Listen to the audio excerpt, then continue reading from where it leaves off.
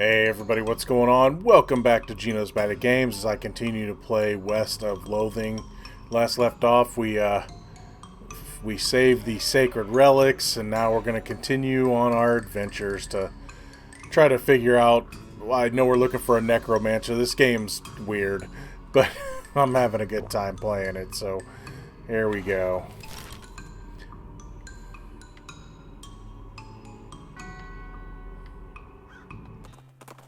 Just gonna go to our new locations here. Okay, I can open the. Let's see, Fort All Dead. Let's open up. We got a crowbar. Got incendiary bullets. Got smelling salts.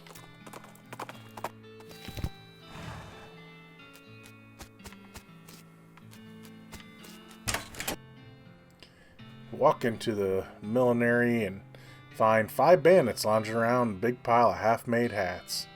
It's the law, skedaddle. The bandits scatter like cockroaches, each shutting themselves behind a different door. Guess you'll have to wrangle them individually. Fine. See if there's anything else. This is apparently the demo model from a player piano showroom. It's only got 3 songs on it. They're all children's versions of traditional songs. They're all in recently invented public domain. They're all set up to play just a few seconds in a loop. And the people who worked here must have hated it. What song do you want to hear? Let's see, Yellow Rose.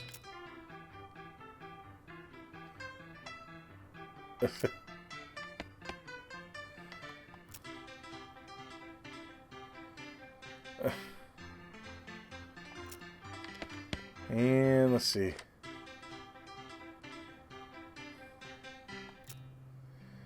Alright. Okay, I don't have another lockpick.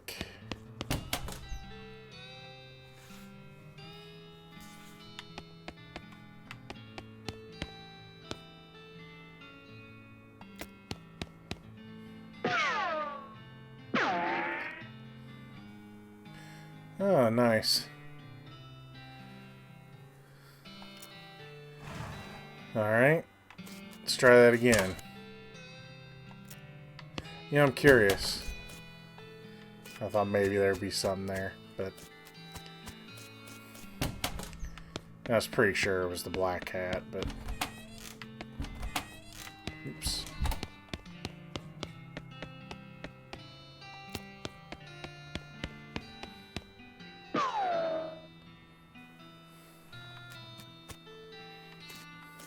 This bandit that you got. Okay.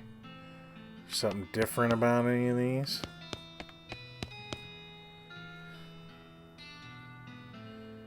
Oh, did I see that one move? Yep.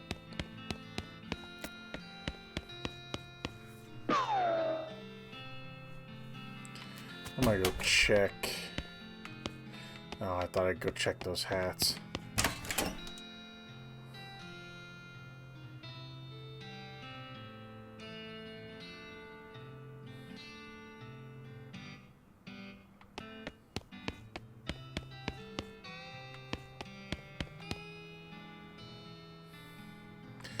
Ah, this one's different.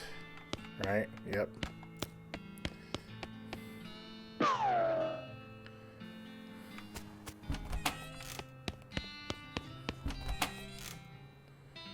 Hey, none of them are different.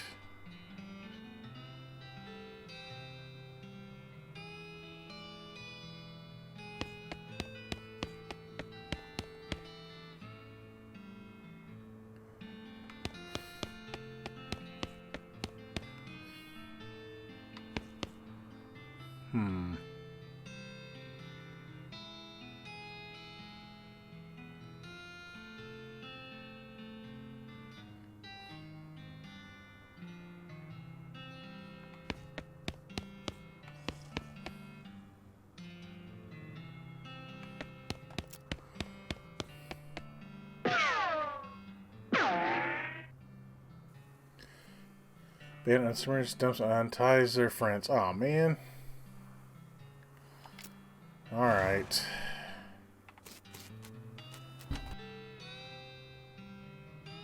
Oh no, he's back.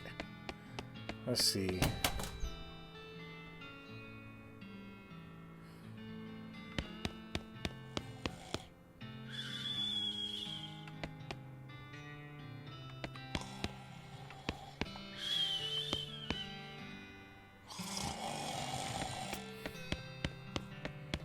There it is.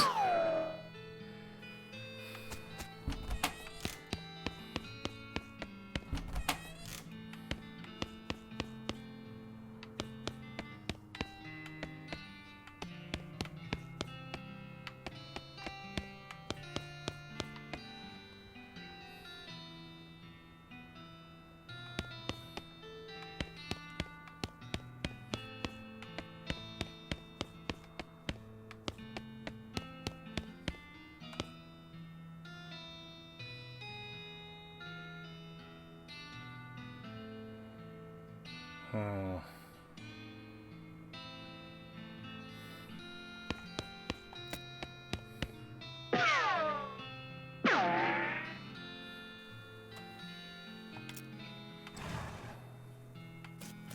Okay, just gotta figure out that last one.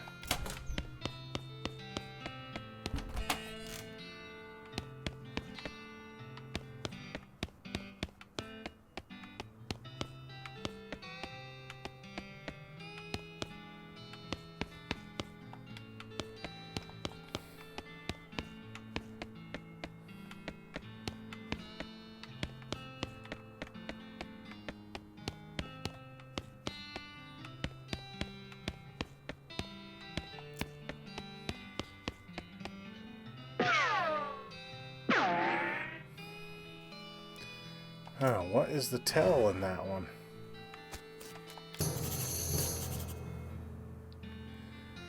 What's up, Doc? We're getting near Fort All Dead. Where there's serious necromancy activity there, we should take a look. Sounds pretty sinister. Well, pretty much just what it sounds like. It's an old army fort where all soldiers die, except rumors are still walking around. They name it Fort All Dead before they all died? No, originally it's called Fort Just Fine. Okay. Should do next. Mr. Smee, Railcamp said we need a bunch of dynamite to clear path. What about a team backing your house? Nothing doing, that's mine. Got better ideas? Maybe get it back from the goblins that stole it. Gustavin Gulch, I think he said. Okay, what is the tell of this room?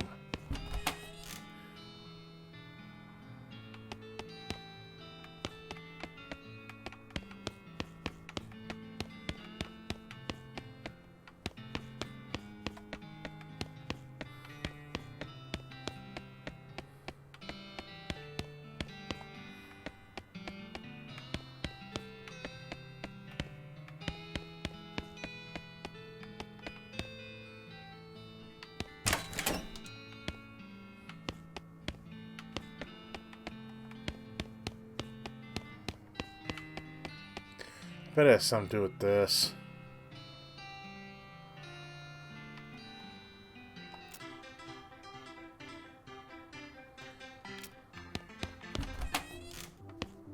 Uh-huh.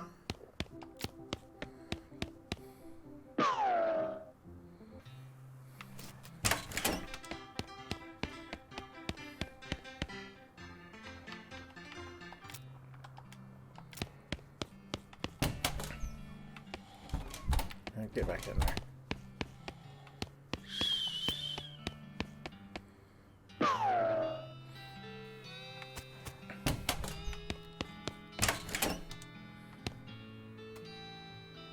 Okay, this one's a different hat.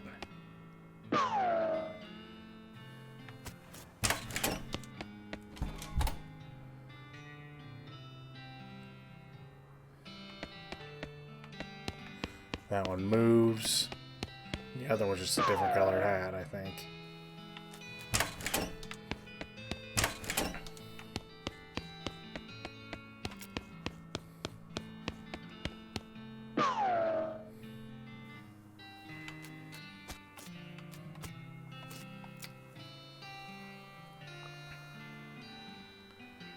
Now let's turn them in.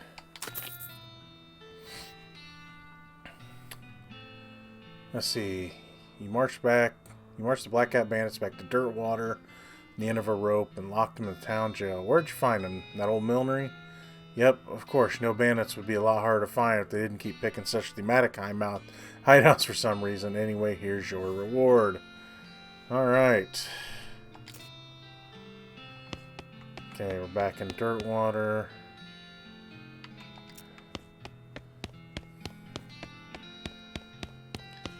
Oh, we got another one. The Gherkin brothers. Kidnapping victims, or bribing kidnapping victims to sell human flesh for consumption.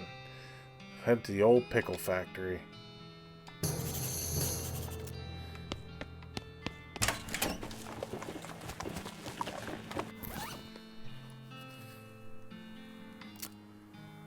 Okay.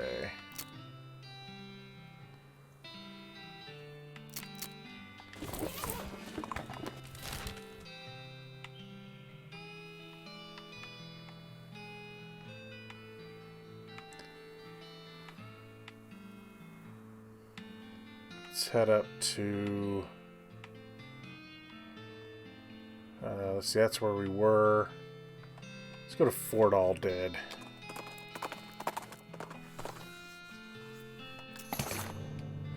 Oh, now I get a bunch of dynamite.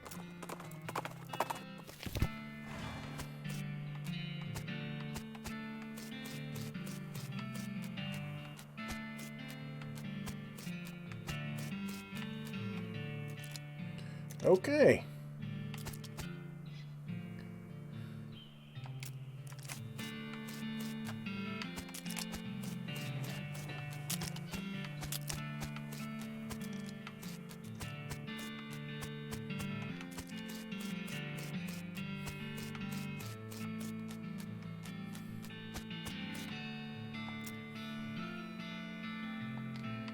Stench resistance. Didn't I have something?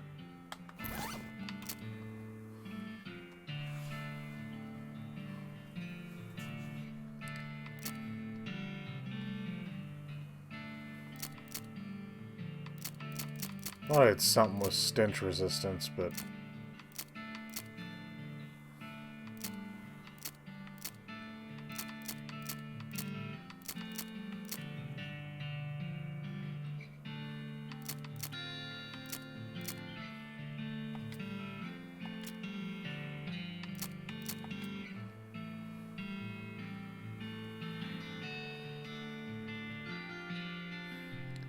Scrape the largest gibbous off the scroll and read it. It says, take a pile of human ashes, spread them out, shape a person inside the red chalk ritual circle, and sprinkle them with stardust and place the most perfect or better glass sphere where the heart would be. Anyway, that's just fit. The actual text has a lot more these and thous and such as like that. Plus there's a bunch of weird gibberish that's supposed to say loud while doing it. Okay.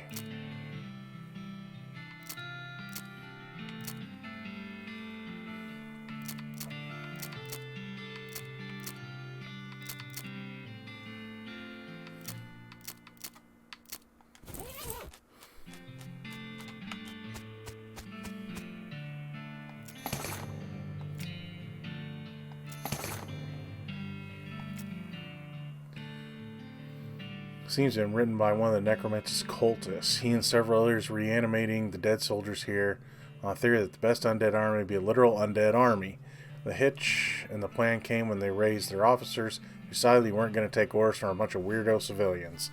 Last entry suggests the author and his cohorts are planning on abandoning their station, pointing back to Necromancer, but the entry ends abruptly in the middle of a sentence.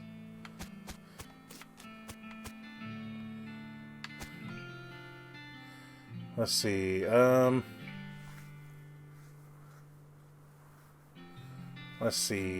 let's walk away for now.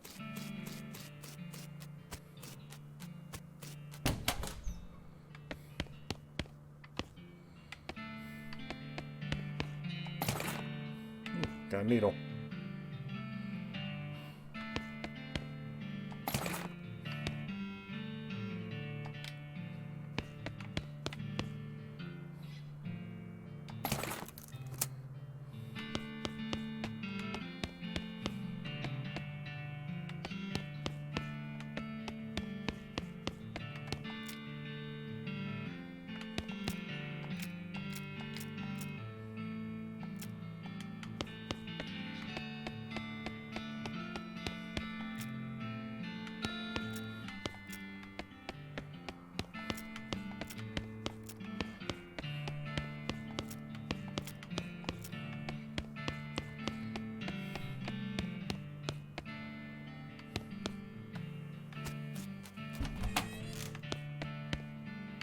Okay, that's where I was.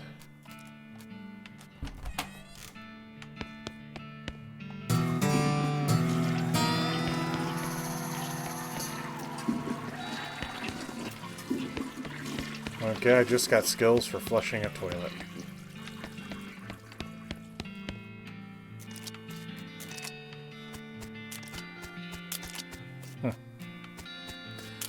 Okay, let's head on down this, head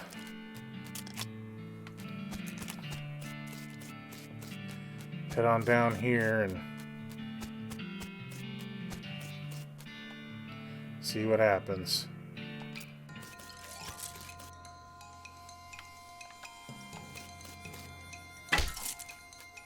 I forgot skeletons go down.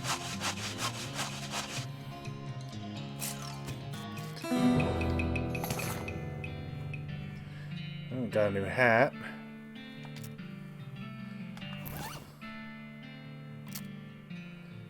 Pistol attack damage. I forgot. What is armor and moxie?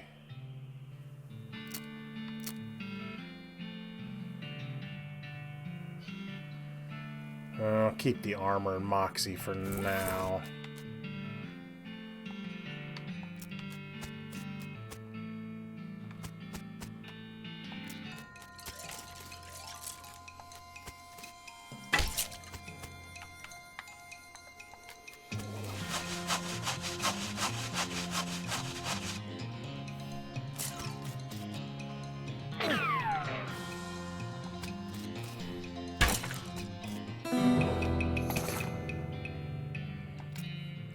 Do this one more time, gain a level.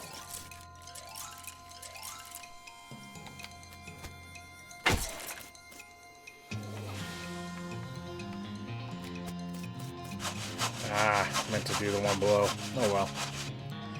It's alright.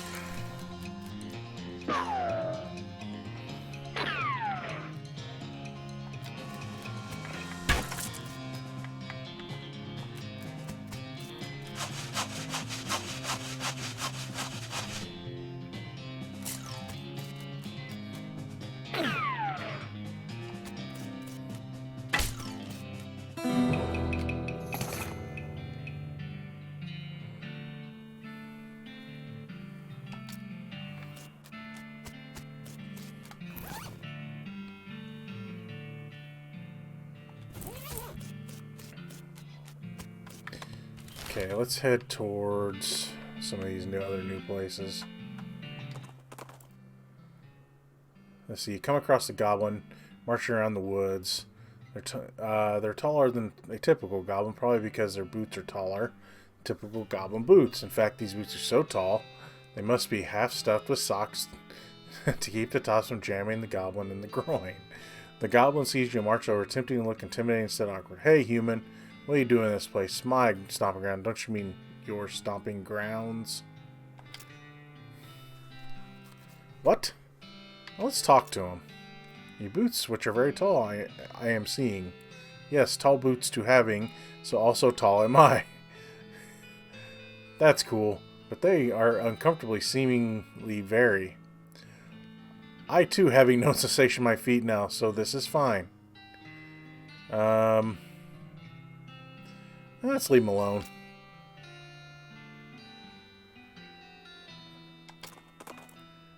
He didn't do anything.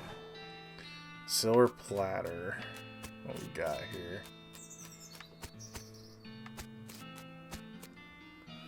Let's see. What can I do for you? What have you on the menu? A menu? What are you talking about? Isn't this a walk-up style restaurant? No, I'm a silver platter. I plate things with silver, you know. Oh, I thought your sign was... Never mind. Man grins, revealing a full set of silver-plated teeth. See something you need to play? What are my options? I can plate the hat you're wearing. People with silver hats get more done, they say. So enchant your hat to add one more maximum action point. Maybe something else? Plate your melee weapon you're using. Do more damage that way. Yeah, we'll do that. Let's do the weapon. You hand him your weapon, and after a time he hands it back, shining and gleaming. What else can I plate? What are my options? Let's see. I'm not going to be keeping this hat, so never mind. Okay.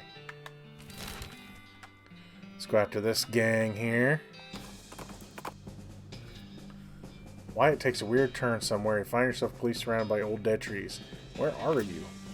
Gray mist closes in on you as Wyatt marches confidently forward through the gnarled ancient forest. You shudder. Wyatt stops. Through the fog ahead, you see a shape. You dismount to investigate and reveal itself to be the shape of a pedestal. Top of the shape of a book. Take the book. Fundamentals of Nex Mex. Let's see. Let's read Nex Mex.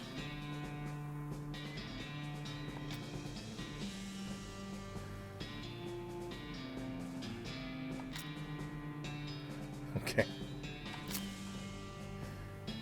Words crawl up the page into your eyes like worms. A worm burrows out of your bones. Into your bones and whispers stuff to you about cool things you can do to other people's bones. You got a cool perk. Raise Skeletal Buddy. As you turn over the last page, book vanishes. Puff of black smoke. Spooky. Okay. A bar, real jail, non-fake horse sales, genuine TNT and sandwiches, town hall for an actual town. You duck into the outhouse, plan your next move. While pondering, you know something weird. This outhouse has a back door. Let's go to the back door in a bit. I'm not ready for that yet. What's the matter, buddy? I lost my belt buckle. Should look near the bar. Oh, good idea. I'll look there. Guy shouts, don't go in there. That house is haunted. Runs over to stop you. No entry. Okay. Guy shouts, that place is condemned. Not safe to go in there. No entry. Guy shouts, the hostler woman is on vacation. No entry. Guy shouts, visiting hours are over. What's the matter, buddy? Lost my belt buckle. Did you look near the jail? Let's see. Guy shouts, bar's closed for piano repair. No entry. Huh. Did you look near the jail?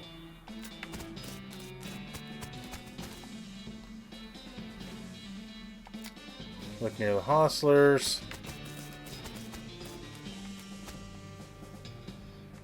Look near the sandwich shop. Girl says leave me alone. Look near town hall.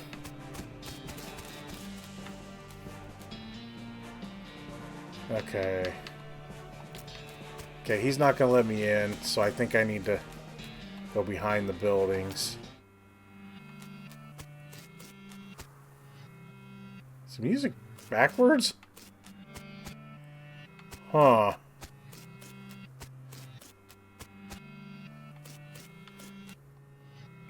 This, the back of the jail, turns out just flat plywood like a theatrical set. The ropes they're holding this thing don't look very strong. You can knock them over pretty easy, but should probably hold off until just the right moment. Okay. This is the back of the jail. So I probably need to get the guy in front of the... Where do I need to get the guy in front of?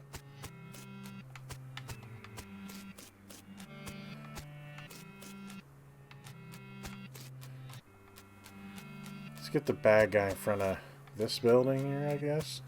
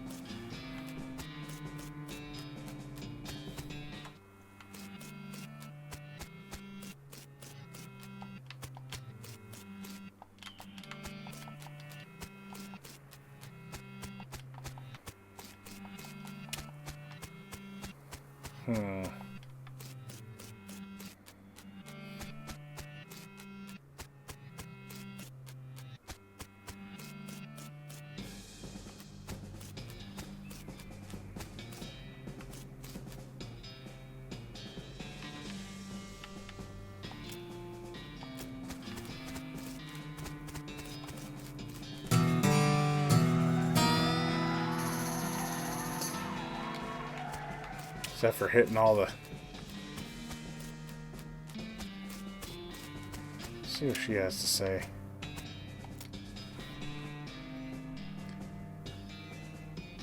Let's see. Bandits look pretty slippery. I think we're going to have to figure out some kind of trap.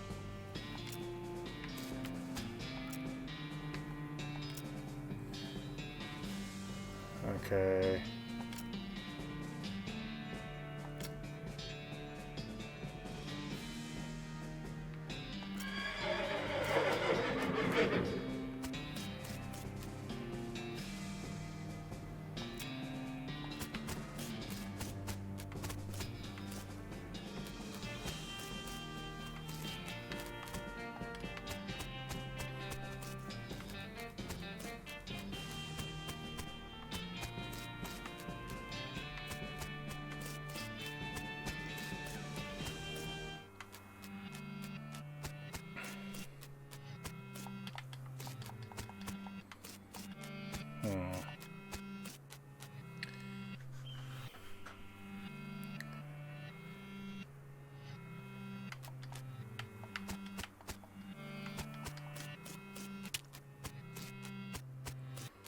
Not sure what to do here.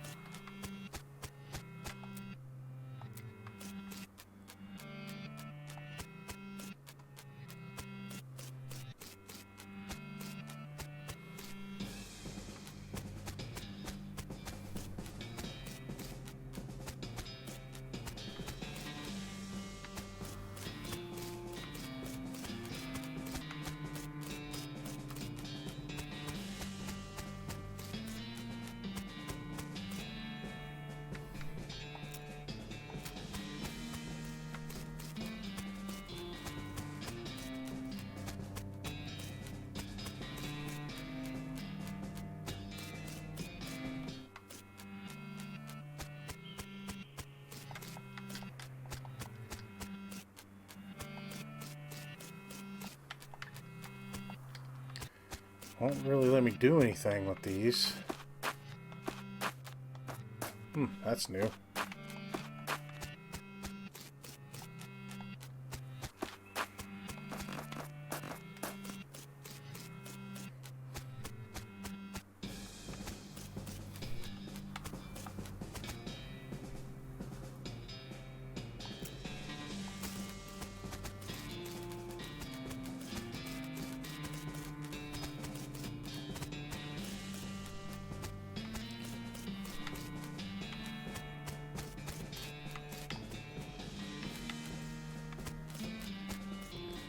Okay, let's see what this guy says. He's given the most information here. Don't go in there. That house is haunted. Seriously, there's like a million ghosts in there.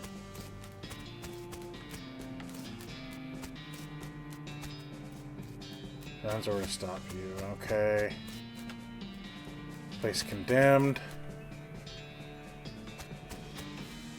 On vacation.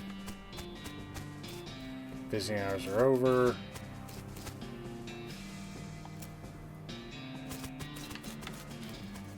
West Coast piano repair.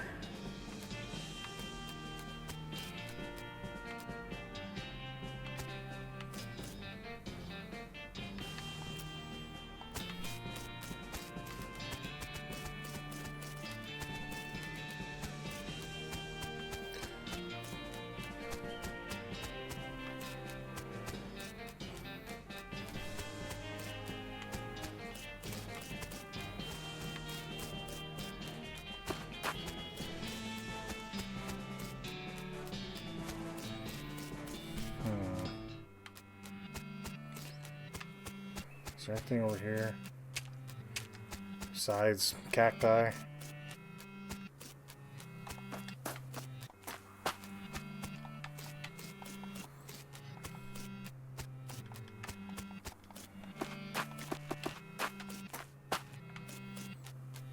I don't know.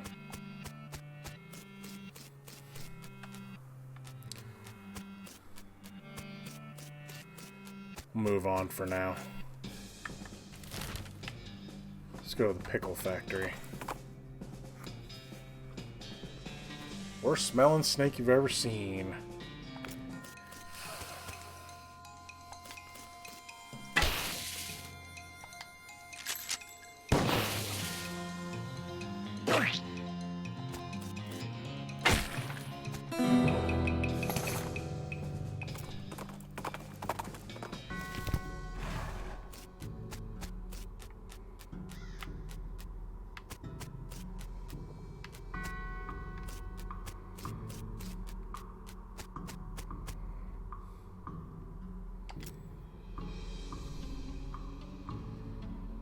Oh no, you're late for your shift. Miss Flask is gonna be so mad. She might probably bite you off. Okay, well not literally probably. Clock in and hurriedly put on your bright green coveralls. Miss Flask, as predicted, is furious. Late again, you better stop taking this job for granted. You think you're gonna find a place in this nice dormitory in a reasonably priced company store like ours somewhere else? Your skills high. You're doing 3 shifts today, Buster. Get to work. You're a pickle hopper duty. Okay. Pickle hopper duty runs you ragged, like always. Keeping the hoppers filled to keep a constant flow down the chutes means you're constantly near sprint because you have to manage the cuke shunts to keep the levels equal. If you get an even pickle levels, Miss Vlasic knows. Nobody knows how she knows, but she knows. Whack from her cane is minimum you get. At the end of the first 6-hour shift, you get a brief break. You cram stale cheese sandwich in your mouth while Miss Vlasic glares pocket watch, counting down 3 minutes to the second. Break's over. Second shift. Get over to the salt tank now. Managing salt tank is a strenuous pickle hoppers, but still never-ending tension. The brine concentration has to be constantly monitored and keep at a very specific measurement, which means constant adjustments. Meanwhile, you feel yourself desiccating from the haze of salt dust that fills the room. If anything, this place kills you, it's probably going to be salt tank duty. White lung is nasty business. Cough in your own time and get that salinity back to normal. It's supposed to be 976 parts per thousand. How hard is that to remember? 976, idiot. You get another 180-second break before your third shift. You spend most of it drinking water. The company doesn't charge for water, but you've heard a rumor they're considering. Break's over. Get to the boiler. Boiler duty means shoveling coal into a furnace that runs a giant tank of boiling vinegar. It stings in here. You tried to work with your eyes closed, but Miss Flask screams at the top. Streams you drop any coal on the floor, or if you let the temperature get too low or too high, or just for no particular reason. At least you used to smell boiling vinegar. In fact, you can't smell anything anymore. 190 degrees, idiot. Not 189. Not 191. What do you think we pay you for? You don't really miss your sense of smell or not coughing all the time. You don't really want anything anymore, except to die. With the gas, you finally snap a horrible hallucination or possession or whatever the hell that was. Geez, you can still feel the sting of vinegar vapor in your eyes. Okay.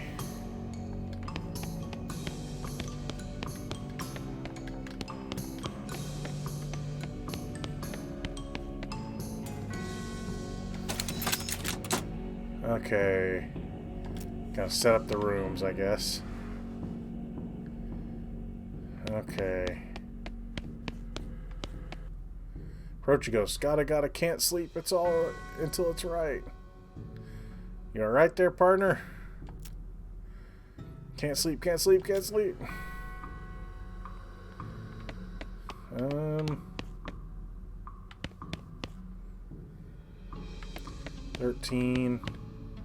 5, 15.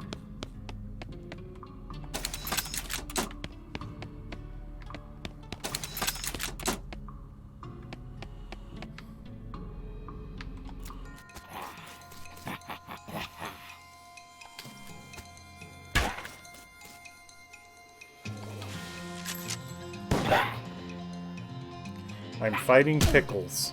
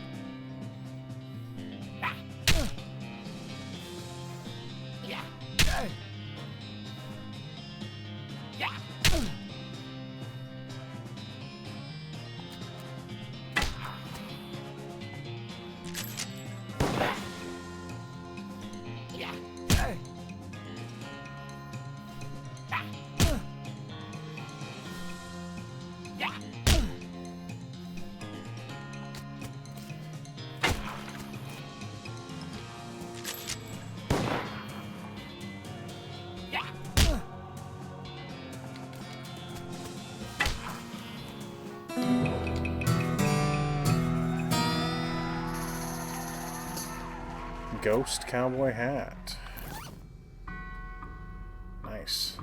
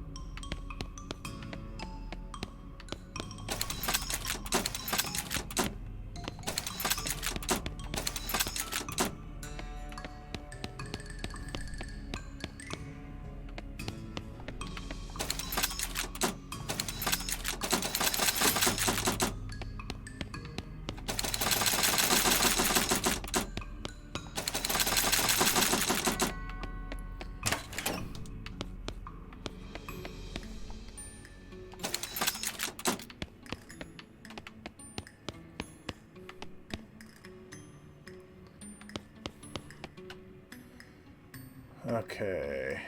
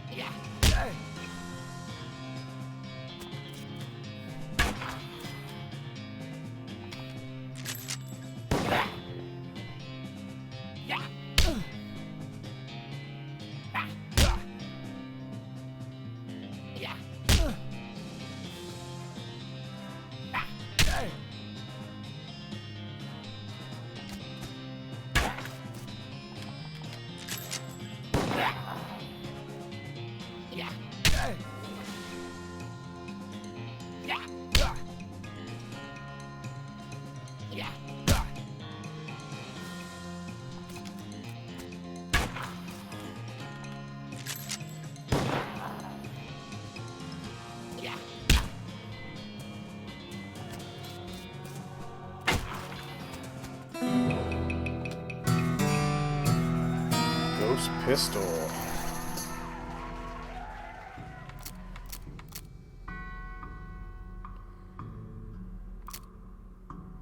That's better than the one I had. 531.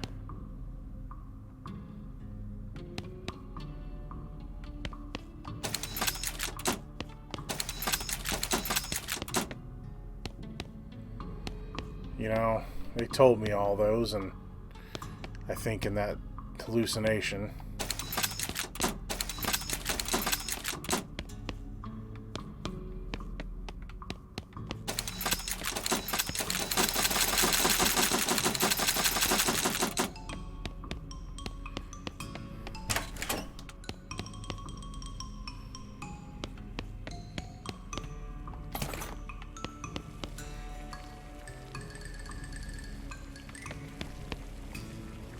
they say.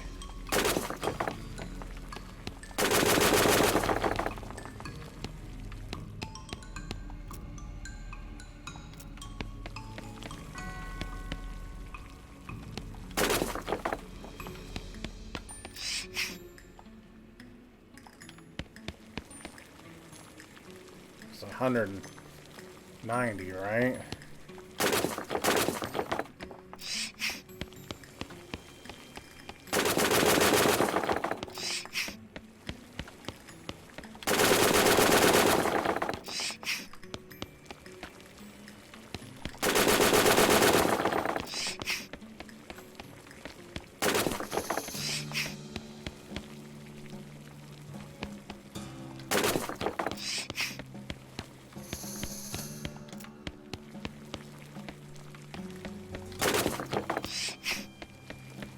Oh, come on.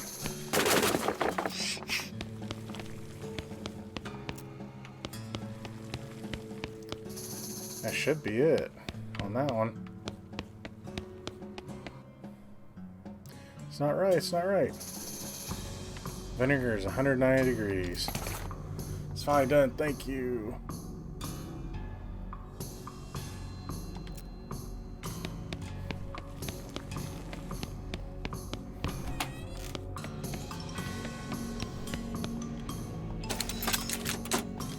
Okay, I wonder if I can...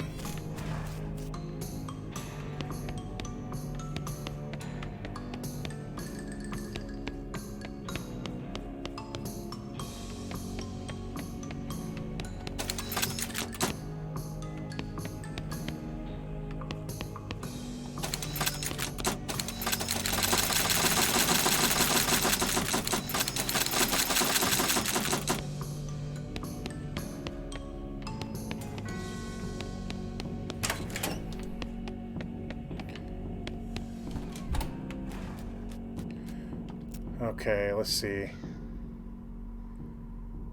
Let's see.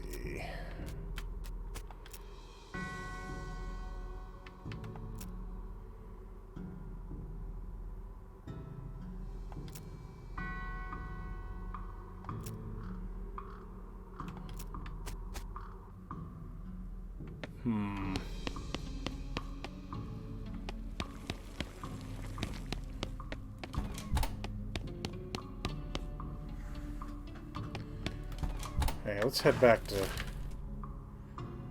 dirt water.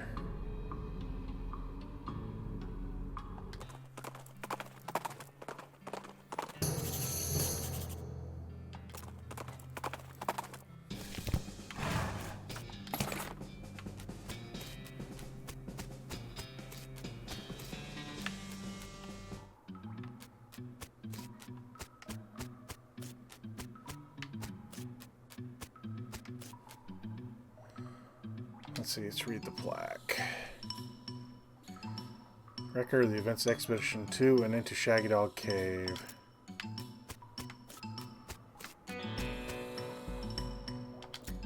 Having acquired through various and sundry means a story which is interesting in its own right but better safe for another time, a map pointing to lead to a large cache of jewels and ingots of precious metals hidden by the infamous highwayman and train robber Black Cole Jr. In the years before the cows came home, I, Jim Plackwright, along with 3 compatriots, these being Nathaniel Wyman, Cyrus Howard, and Douglas Watts, set out to find Shaggy Dog Cave and aforementioned treasure.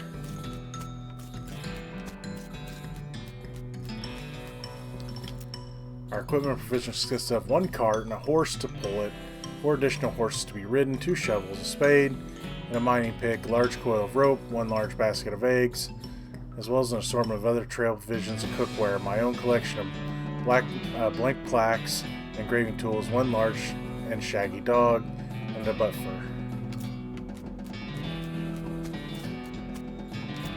After traveling for 2.5 days to the south and east, we arrived at a small town named Dirtwater, a large settlement in the vicinity of Shaggy Dog Cave, leaving the dog to watch the horses. 4 of us entered a local saloon, each ordered a beer except Cy, who was satisfied with water.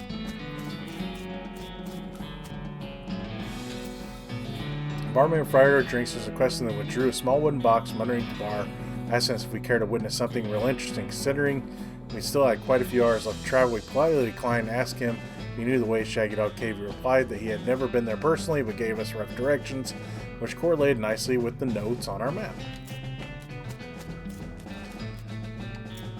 Upon leaving the saloon, we discovered, to our dismay, that some unknown villain had tampered with our wagon. Fortunately, the only supplies missing were buffer and the entire basket of eggs, part one that Doug had concealed within his pocket for safekeeping. We also discovered that the dog had absconded with one of the horses, forcing Nate and Cy, after drawing lots, to share.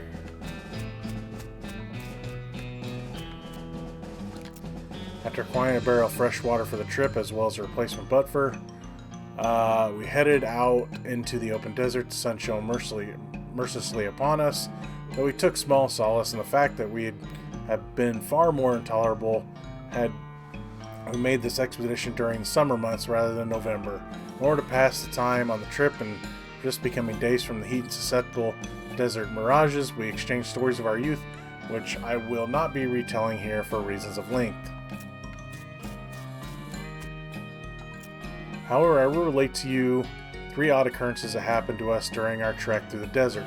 The first was 2 or 3 hours out of dirt water when Nate noticed a glint of sunlight upon a metallic object partially buried in the sand.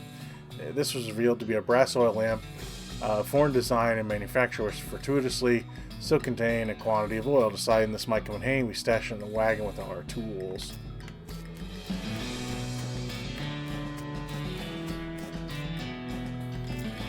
Our next encounter was with a nomadic goblin tribesman who we discovered spoke excellent English. It inquired as to our destination. We replied we were looking for Shaggy Dog Cave, though we did not disclose the reason for our journey. The goblin confirmed that we were heading in the correct course. He mentioned that he'd only a short time earlier witnessed a large and shaggy dog riding a horse in the same direction. We all agreed this was an unusual sight indeed and continued on our way. More. Sometime later, we encountered a large adobe hut occupied by 2 identical seeming old men with wild hair and long white beards. They invited us to take shelter from the heat, which we gratefully accepted, and introduced themselves as hermits. It struck me as peculiar, given that there were 2 of them, but I felt it would be rude to question them at that point. How many more of these are there? One of the hermits confirmed that we were near Shaggy Dog Cave. The other hermit confirmed that what his brother said was true. They also commented that they had seen a larger shaggy dog riding a horse in that direction. We all agreed that this was an unusual sight indeed. The hermits refreshed our water supply in exchange for our but-for, but we continue on our way, excited to finally be nearing our goal. After 2 more hours, we finally arrived at Shaggy Dog Cave, carefully keeping our excitement in check, lest we become incautious.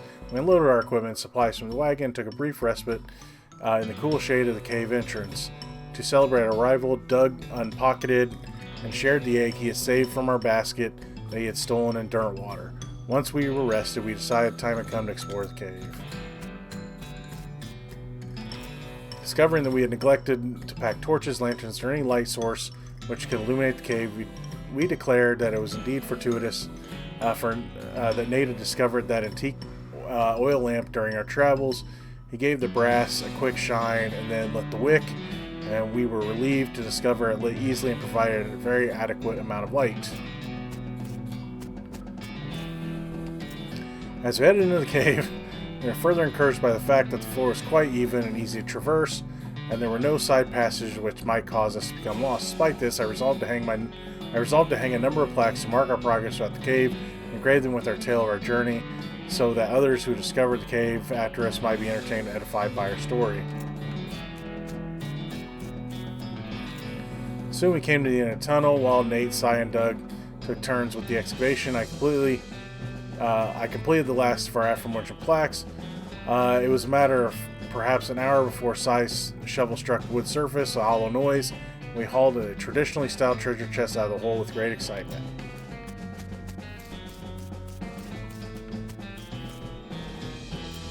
The chest was locked with an ancient rusting iron padlock, which broke easily from a single swing of our pickaxe.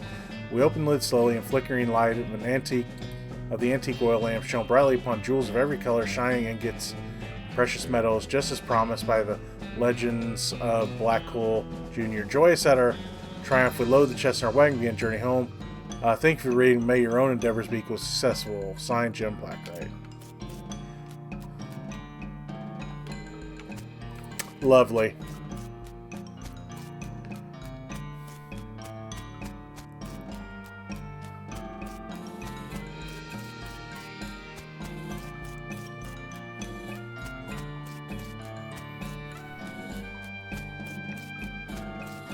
Just checking, make sure I didn't miss anything.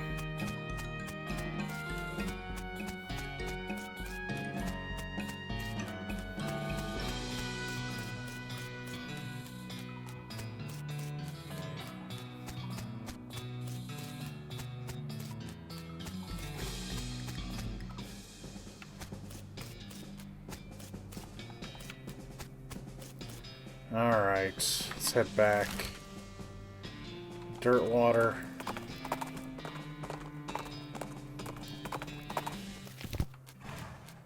I'm gonna do this here in a bit.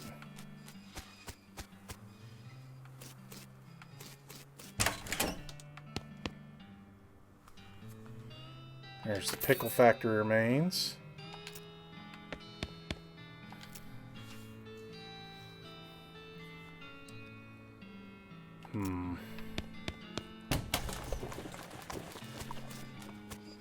I'm gonna ride this.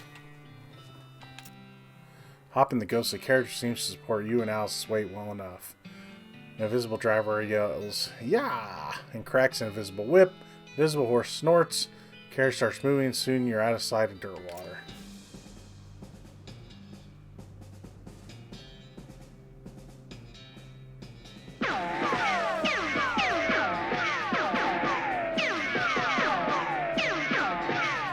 Reckoning at Gun Manor. I think this is some of the DLC I bought. Thick gray fog envelops the carriage. You lose all sense of time and space. Eventually the fog clears. Carriage parks near a very large and ornate mansion. A disembodied voice calls, "All out for Gun Manor, last stop." Alright guys, I think that's where we're going to end it right here. When I come back next time, I'm going to look up that the info on the pickle factory. I didn't pay close enough attention to the hallucinations, so I'll probably have the answers to that. I remembered the one, of course, but I didn't catch the others. If it gives me a chance to hear the stories again, I'll do it again. But we might check out this Gun Manor before we do that next time on Geno's Bad at Games. Until next time, see you later, partners.